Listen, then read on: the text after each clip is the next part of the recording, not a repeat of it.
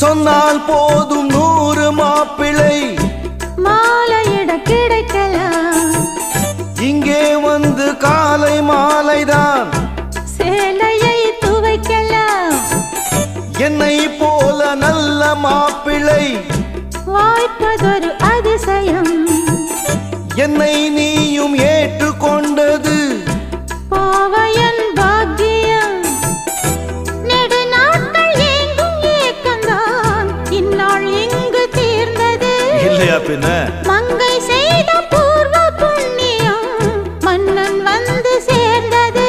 ஓச்சுடா. உன்னை பார்த்து நான் சொக்கி போகிறேன்.